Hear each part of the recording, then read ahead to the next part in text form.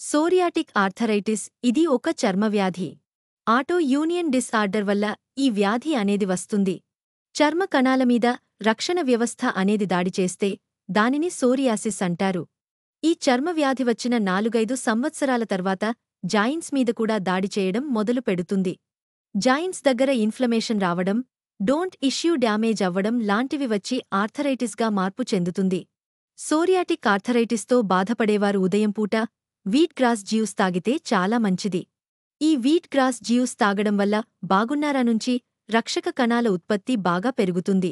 అందుకని blood form అవ్వడానికి, inflammation రాకుండా ఉండడానికి వీట్ గ్రాస్ జ్యూస్ బెస్ట్.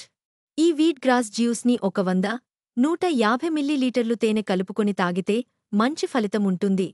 ఇది కుదరనప్పుడు ఉదయం పూట వెజిటేబుల్ జ్యూస్ 1 కప్పు తీసుకొని దానికి వీట్ గ్రాస్ పౌడర్ కలిపి తాగిన సరిపోతుంది.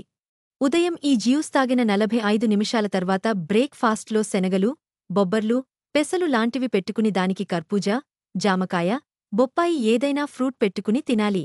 ఉడికిన ఆహారాలు అసలు తినకూడదు. మధ్యాహ్నం పూట సోరియాటిక్ ఆర్థరైటిస్ ఉన్నవారికి కంప్లీట్ ఆయిల్ 0, సాల్ట్ 0, చింతపండు 0 ఇవన్నీ మానేస్తే ఇన్ఫ్లమేషన్ చాలా బాగా తగ్గుతాయి. స్పెల్లింగ్ కూడా ఉండదు. ఉప్పు వల్ల నొప్పులు బాగా ఎక్కువవుతాయి కాబట్టి తగ్గస్తే నొప్పులు రాకుండా ఉంటాయి. అసలు ఉప్పు మానేస్తే ఈ క్రానిక్ ఇమ్యూన్ డిసార్డర్స్ రాకుండా ఉంటాయి. మధ్యాహ్నం భోజనం పుల్కాలు పెట్టుకుని ఆకుకూరలు ఎక్కువగా తినాలి. కూరలో 1-2 పెట్టుకుని తినాలి. సాయంత్రం 5:30 ఏదైనా ఫ్రూట్ జ్యూస్ తాగాలి. ఈ జ్యూసెస్లో యాంటీ ఆక్సిడెంట్ ఎక్కువ ఉండడం వల్ల ఇన్ఫ్లమేషన్ బాగా తగ్గుతుంది.